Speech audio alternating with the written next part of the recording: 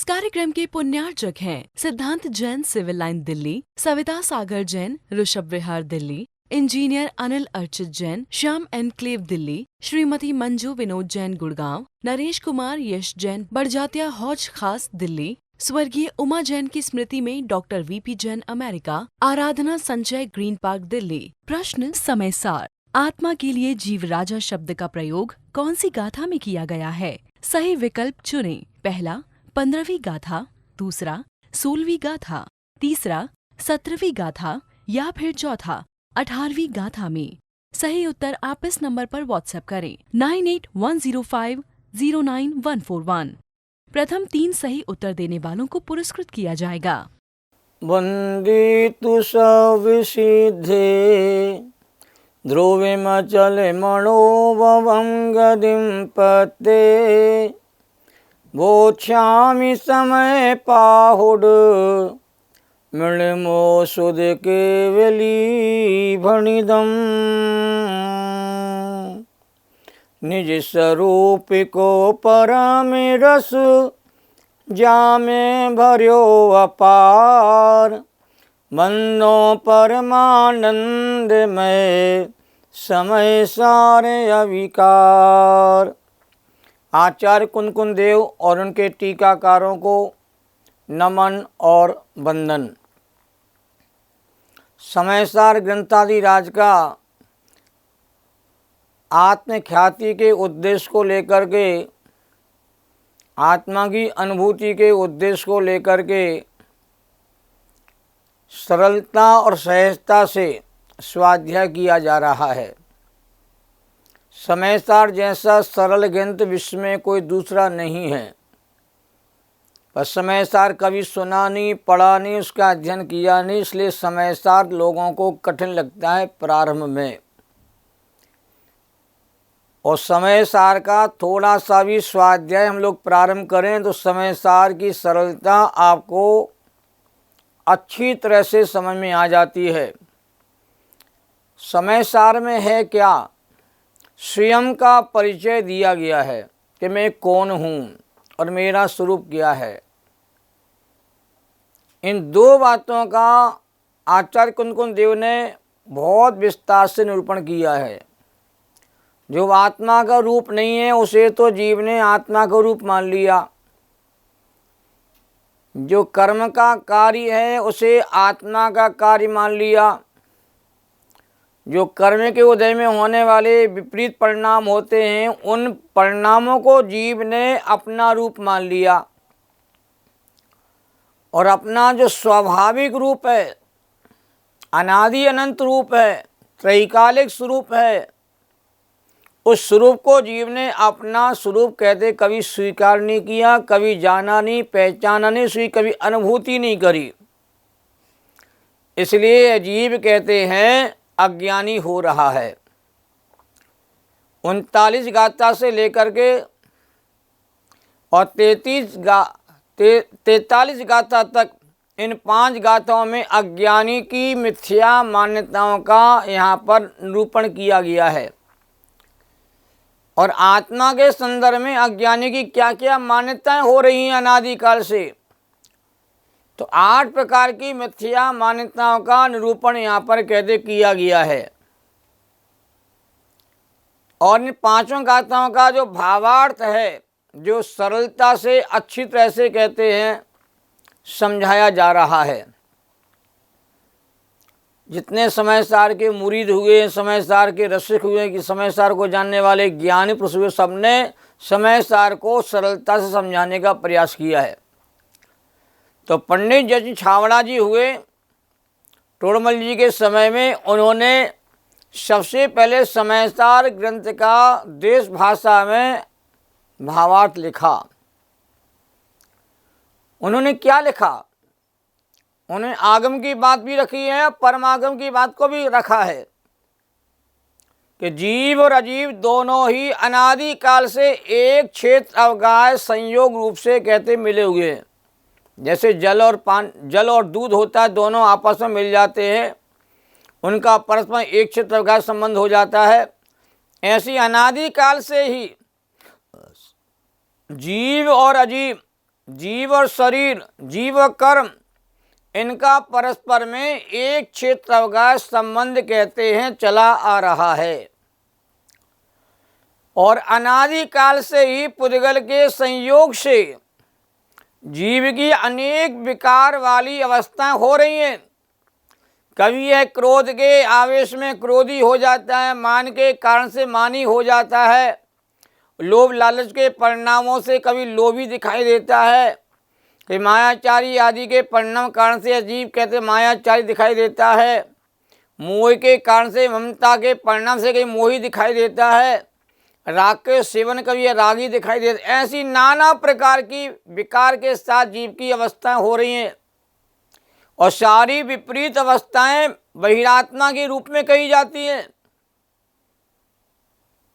पर परमार्थ दृष्टि से देखने पर जीव तो अपने चैतन्यपने को, ज्ञान दशना चेतनामय रूप को कभी छोड़ता ही नहीं। उपयोग लक्षण को जीव ने कभी छोड़ा ही नहीं, उपयोग लक्षण को जीव कभी छोड़ भी सकता नहीं, और जीव की पहचान उपयोग लक्षण से ही होती है। बहिरात्मा, अंतरात्मा, परमात्मा के माध्यम जीव की पहचान यथार्थ रूप नहीं होती है, उपयोग लक्षण से जीव की पहचान हो जाती है। जितने जगत में जीव हैं, अनंतानंत जीव हैं, वो सभी उपयोग लक्षण वाले हैं। चाहे निगोदिया जीव क्यों ना हो, चाहे वह क्या निर्वाण को उपराश्रित भगवान क्यों ना हो, समय उपयोग लक्षण पाए जाते, इसलिए जीव कहलाते हैं। और पुद्गल द्रव्य अपने मूर्तिपने को, जड़पने को कभी छोड़ता नहीं है। जिस द्रव्य का जो स्वभाव होता है, स्वरूप होता है, वह स्वरूप स्वभाव उस द्रव्य में अनादि अनंत होता है। इसलिए कभी भी जीव अजीब नहीं हुआ और अजीब कहते कभी जीव नहीं हुआ। ये जीवात्मा ने अनेक बार पर्याय बदल ली, अनंत शरीर धारण कर लिए, अनंत कर्म के पुद्गल परमाणुओं को साथ जीव ने रह लिया, पर कभी भी जीव कर्म रूप नहीं हुआ, शरीर रूप नहीं हुआ। जीव तो जीव ही रहा और पुद्गल भी जीव के साथ अनंतों बार रहा। फिर भी कहते कोई पुद्गल का परमाणु कभी जीव रूप में नहीं हुआ। ये दो द्रव्य की पृथकता कहते हैं अनादि से बनी हुई है, अनंत काल तक बनी रहेगी। क्योंकि जिनागम का सिद्धांत है दो द्रव्य मिलकर के कभी एक द्रव्य नहीं हो सकते। दो द्रव्य कहते हैं दो ही रहेंगे, पृथक ही रहेंगे, भिन्न ही रहेंगे, जुदे जुदे रहेंगे, क्योंकि उनके लक्षण जुदे जुदे हैं। परंतु यह जीव जो परमार्थ को नहीं जानते हैं, वस्तु के यथार्थ रूप को नहीं जानते हैं, वे संयोग से हुए भावों को ही जीव मानते हैं। संयोग को जीव मान लेते हैं, कोई संयोगी भाव को जीव मान लेता है, और जो स्वभाव है उसको जीव नहीं मान पाता है। और कहते हैं क्योंकि पुद्गल से भिन्न परमार्थ जीव का स्वरूप जो सर्वज्ञदेव को दिखाई देता है, और सर्वज्ञदेव की और आगम की परंपरा से परमार्थ जीव को जाना जा सकता है। और अनंत ज्ञानियों ने जीवात्मा का स्वरूप सर्वज्ञ के अनुसार जाना है, इसलिए वो ज्ञानी बने। इसलिए जिनके मत में सर्वज्ञ नहीं होते हैं, वे अपनी बुद्धि से जीव के संबंध में अनेक कल्पनाएं करके वह कहते हैं। ये 8 प्रकार की मान्यताओं का, मिथ्या मान्यताओं का निरूपण यहाँ किया जा रहा है। ये 8 प्रकार के मत होते हैं, उनके निराकरण करने के लिए 8 प्रकार की मान्यताओं को रखा गया है। वेदांती, मीमांसक, सांख्य मत वाले, योग वाले, बौद्ध वाले, नैयायिक वाले, वैशेषिक और चारवाक आदि मतों की 8 प्रकार की मान्यता हैं जो विपरीत हैं। और भी अनेक प्रकार के दुर्बुद्धि वाले जीव संतान पाए जाते हैं, जो अनेक कल्पनाएं आत्मा के बारे में अनेक प्रकार से करते रहते हैं। उन्हें कहाँ तक कहा जाए। भारत देश में मुख्य रूप से 9 दर्शन प्रसिद्ध हैं। वेदांत आदि 8 दर्शनों के नाम तो यहाँ आपको बताए गए हैं, जिनकी चर्चा अभी की यहाँ पर। और 9वां दर्शन है जैन दर्शन। और जैन दर्शन की मान्यताएं, सिद्धांत अन्य किसी दर्शन से कभी मिलते ही नहीं है। जैन दर्शन वीतरागी दर्शन है, जैन दर्शन एकांतमयी दर्शन है, और जैन दर्शन अकर्तावादी दर्शन है। तो जैन दर्शन में इन सभी 8 मान्यताओं का खंडन किया गया है, और 8 मान्यता वालों को जीव नहीं माना गया है। सर्वज्ञ देव ने तो ज्ञान दर्शन चेतनामयी उपयोग लक्षण वाला ही जीव है, ऐसा ही सर्वत्र कहा है। सारे ग्रंथों में यही बात कही गई, उपयोगो लक्षणम, जीव का लक्षण उपयोगमयी है। जीव कर्म नहीं है, शरीर जीव नहीं है, कर्म के अनुभाग आदि भी जीव नहीं है। इन सब में जीव रहता है, पर ये जीव नहीं है। टोकरी में हजारों चाबियां पड़ी हुई हों, परंतु मुझे अपनी चाबी की पहचान आती है, तो हजारों चाबियों में से मैं अपनी चाबी को कहते हैं गुच्छे को निकाल लूंगा। तो मेरा आत्मा द्रव्य कर्म के भीतर पाया जाता है, भाव कर्म के साथ पाया जाता है, नो कर्म के साथ पाया जाता है, विकारी भावों के साथ पाया जाता है। संकल्प विकल्प आती है प्रणव जहाँ पर होते हैं वहाँ मेरा आत्मा पाया जाता है, पर मेरा आत्मा सदा ज्ञान स्वभावी रहता है, चेतन स्वरूप ही रहता है। कभी आत्मा हमारा विकार में नहीं होता, विकार के साथ रहता हुआ, कर्म के साथ रहता हुआ आत्मा कर्म रूप नहीं होता है, और शरीर के साथ रहता हुआ मेरा आत्मा शरीर रूप नहीं होता। ये पहचान जरूरी है जो कुंद कुंद स्वामी कराना चाहिए समय सार के माध्यम से। समय सार हर किसी को पछता नहीं है, समय सार हर किसी को रुचता भी नहीं है, समय सार हर किसी को समझ में नहीं आता। जिनकी भली होनहार होती है, जिनके कल्याण का समय आ जाता है, जिन्हें रत्नत्व की प्राप्ति का योग बनने का समय आ जाता है, जो आत्मानुभूति की प्राप्ति का काल पक जाता है, वो ही समय सार की बात को गहराई से समझ पाते हैं। सबके साथ रहता हुआ भी हमारा आत्मा सबसे न्यारा रहता है।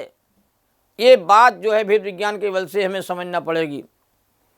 बिना भेद विज्ञान के प्रयोग के हम अपने आत्मा को पहचान नहीं पाते, क्योंकि आत्मा सीधा सबसे अलग दिखता नहीं है, सबके साथ ही दिखता है, सबके साथ रहता है, इसलिए अलग पहचान हमारी है, वो पहचान हमको दिखना चाहिए। अज्ञानी लोग क्या कहते हैं, हमें इसके बिना कोई जीव दिखाई नहीं देता, हमें शरीर के अलावा कोई आत्मा दिखता ही नहीं है, हमें कर्म के अलावा आत्मा दिखता ही नहीं है, हमें शुभाशुभ भावों के अलावा हमें आत्मा दिखाई देता नहीं है। शुभाशुभ में जो तीव्रता मनता के परिणाम होते हैं वही हमें आत्मा दिखता है। अतः हम कहते हैं कर्म को, नो कर्म को, भाव कर्म को, अधिष्ठान आदि भावों को, दोनों के मेल को, संयोग को, इनको आत्मा मान लेते हैं कि इनके अलावा मुझे आत्मा कहीं दिखाई नहीं। एक तर्क उन्होंने रखा है। और जैनी क्या कहते हैं कि सर्वज्ञ देव ने उपयोग लक्षण वाला ही जीव कहा है। उपयोग लक्षण जीव का कहते हैं सदा काल विद्यमान रहता है, जीव का असाधारण लक्षण है, जो जीव के अलावा और किसी भी अन्य द्रव्य के भीतर नहीं पाया जाता है। उपयोग लक्षण से जीव की पहचान करना पड़ेगी। सफ़ेद रंग से चीनी की पहचान नहीं होगी, और सफ़ेद रंग से के नमक की पहचान नहीं होगी। जो खारा है वह नमक कहलाता है, ये पहचान सच्ची होगी। जो मीठी होती है वह चीनी कहलाती है, ये पहचान सच्ची होगी। रंग से, रूप से पहचान वस्तु की नहीं होती है, मूल लक्षण से वस्तु की पहचान होती है। भले उपयोग लक्षण वाला जीव कहते बाहर में देखने में नहीं आता हो, पर जानना देखना जिसके भीतर पाया जाता है, जो देख रहा है जान रहा है वही तो जीवात्मा है, और जो दिखाई दे रहा है वो जीवात्मा नहीं है, क्योंकि आत्मा दिखाई नहीं देता है, आत्मा तो अनुभव का विषय है। तो जानने वाला, देखने वाला, अतीन्द्रिय ज्ञान का वेदन करने वाला, अतीन्द्रिय सुख का वेदन करने वाला जीवात्मा ये पहचान करना पड़ेगी। तो जिसमें रहता है वो जीव नहीं है, जिसके साथ रहता है वह भी जीव नहीं है। जो दर्शन ज्ञान चेतना शक्ति का धारी है, ज्ञानानंदमयी है, सच्चिदानंदमयी है, अनंत चतुष्टय का धनी है, वही जीव है। यह सर्वज्ञ देव की बात, तीर्थंकर परमात्मा की बात कहते हमें स्वीकार करना होगी। परमात्मा की बात परम सच होती है। उस बात को जितने जल्दी स्वीकार करेगा उतने जल्दी उसके कहते भीतर अंतरात्मा बनने की योग्यता क्षमता प्रकट हो जाती है। यद्यपि मूल गाथाओं में 8 मतों का उल्लेख नहीं किया और टीकाकार हमारे अमरचंद स्वामी ने भी 8 मतों का उल्लेख नहीं किया, फिर भी हम सबको स्वाध्याय शब्दार्थ, नयार्थ, मतार्थ, आगमार्थ, भावार्थ की दृष्टि से करने का अभ्यास करना चाहिए। तो मतार्थ की दृष्टि से भी कहते हैं स्वाध्याय किया जाता है। तो 8 प्रकार के मिथ्या मत हैं, उनके खंडन करने के लिए ही आचार्य देव ने इन गाथाओं का कहते हैं यहाँ पर उल्लेख किया है। को भी कथन किया जाता है स्वयं मत का मंडन होता है और पर मत का उसमें खंडन होता है, इसलिए भावार्थ लिखने वाले पंडित साहब ने इन 8 मतों का उल्लेख किया है। और शब्द सांगी नाम की टीका लिखी गई है सैजन वर्णी की, उन्होंने भी 8 प्रकार की मान्यता को उल्लेख किया है। इसलिए हम सबको इन 8 मिथ्या मान्यता वाले मिथ्या मतों का आश्रय छोड़ करके सर्वज्ञ देव के द्वारा बताए गए जीव के लक्षण को हमें स्वीकार करना चाहिए। तो शिष्यों को समझाने के लिए ही आचार्य कुंद ने ये 5 गाथा लिखी हैं। यदि हमारे अभिप्राय में इस प्रकार कोई मान्यता छिपी हुई मिथ्या मान्यता, क्योंकि दिन रात अपना राग देश का सेवन करता ले सकता है, राग देश करने वाली जीव है। बिना कर्म के उदय के भाव को प्राप्त होता है, कर्म का उदय जीव कहलाता है। और दिन रात कर्म के फल को भोग रहा है, शुभ कर्म के फल को, अशुभ कर्म के फल को। ऐसा लगता है कर्म का फल ही जीव है। आना से शरीर का संयोग पैदा, शरीर ही जीव में नजर आने लगता है। तो हमारे अभिप्राय में इस प्रकार की कोई खोटी मान्यता बैठी है, जिन गाथाओं के माध्यम से उस मिथ्या मान्यताओं को हमें दूर कर लेना चाहिए। क्योंकि आत्मा का जो स्वरूप है वो ज्ञान चेतना शक्ति वाला ही है, उपयोगमयी है, और कोई दूसरा रूप है ही नहीं। टीकाकार ने बहुत गजब की बात लिखी है। इस श्लोक में आत्मा का असाधारण मूल लक्षण ना जानने वाले, नपुंसकता से, पुरुषार्थहीनता से अत्यंत विमूढ़ होते हुए तात्विक आत्मा को ना जानने वाले बहुत से अज्ञानी अनेक प्रकार से पर को आत्मा मानते हैं। नपुंसक कह दिया उन जीवों को जो अज्ञानी है। वह कहते हैं नैसर्गिक रूप से हुए राग देश मलिन अध्यवसानी जीव हैं। क्योंकि जिस प्रकार कालेपन से भिन्न कोयला दिखाई नहीं देता है, उसी प्रकार अध्यवसान से भिन्न हमें कोई आत्मा दिखाई नहीं देता। इसलिए अध्यवसानी जीव ऐसी मानता अज्ञानी कर लेता है। पर भाई साहब, कोयला से भिन्न कहते स्वर्ण होता कि नहीं होता है? ऐसी शरीर से भिन्न भगवान आत्मा चेतन आत्मा है क्या नहीं? रागादि भाव से भिन्न ज्ञान स्वभावी आत्मा है क्या नहीं? एक ज्ञान करना पड़ेगा। ऐसे तर्क अज्ञानी ने हर मान्यता के लिए कहे हैं। हमें कर्म से नौकर मादी से भिन्न आत्मा दिखाई नहीं दे रहा है। एक तर्क और दिया है, जिस प्रकार 8 लकड़ियों के संयोग से भिन्न कोई हमें पलंग दिखाई नहीं देता है, उसी प्रकार कर्म के संयोग से भिन्न में आत्मा दिखाई नहीं देता है। एक उदाहरण दिया ज्ञानी ने कि श्रीखंड की तरह आत्मा कर्म मिले हुए हैं, अर्थात दोनों मिलकर जीव हैं। क्योंकि संपूर्ण कर्मों से भिन्न हमें कोई जीव दिखाई नहीं देता है। तो अज्ञानी के तर्क सच्चे नहीं है, यथार्थ नहीं है, कुतर्क हैं। वो पर को या पर के संबंध से जीव की मान्यता अज्ञानी कर रहा है, जो समीचीन नहीं है। धन्य है हम समझदार के रसिक जीव, जिन्हें सर्वज्ञ देव की सीधी सच्ची बात सुनने को मिल रही है। वो 8 प्रकार की मिथ्या मान्यता वाले अज्ञानी तो यहाँ कहे हैं। और भी अनेक प्रकार के दुर्बुद्धि जीव होते हैं, जो आत्मा के बारे में नाना प्रकार की मान्यता करते रहते हैं। जितने अज्ञानी उतनी उनकी मान्यता जगत में प्रचलित हैं। जो खाता पीता वो जीव है, जो बोलता है चलता पर वो जीव कहलाता है। वे परमार्थवादी नहीं है, वो परमार्थ से आत्मा को नहीं जानते हैं। परमार्थ से जो आत्मा का स्वरूप है वही हमें स्वीकार करना चाहिए। जो सर्वज्ञ देव ने कहा है, जो ऐसा स्वरूप नहीं मानने वाले सर्वज्ञ देव के मत से बाहर हो जाते हैं। ऐसे भूले भटके हुए जीव संसार के प्राणी हैं, उन्हें अपने स्वरूप की पहचान नहीं है। अपने स्वरूप की पहचान करने का उपाय हम सबको करना चाहिए, तभी हमें समय सार का रूप पहचानने में आएगा। जैनम जयतु शासनम, सभी साधर्मी जनों को मेरा सादर जय जनिन। जा वाणी के ज्ञान ते सूझे लोकालोक, सो वाणी मस्तक नमो सदा देती हूँ ढोक। द्वासांग जिनवाणी माता की जय। जैनम जेतु शासनम सहजानंदे शोध स्वरूपी, अविनाशी में आत्मस्वरूप। ज्ञानानंदे पूर्ण निराकुल, सदा प्रकाशित चेतन रूप, सदा प्रकाशित चेतन रूप। जा वाणी के ज्ञान ते सूझे लोकालोक, सो वाणी मस्तक नमो सदा देती हूँ ढोक। जैनम जयतु शासनम। प्रश्न समय सार। आत्मा के लिए जीव राजा शब्द का प्रयोग कौन सी गाथा में किया गया है? सही विकल्प चुनें। पहला 15वीं गाथा, दूसरा 16वीं गाथा, तीसरा 17वीं गाथा या फिर चौथा 18वीं गाथा में। सही उत्तर आप इस नंबर पर व्हाट्सएप करें 9810509141।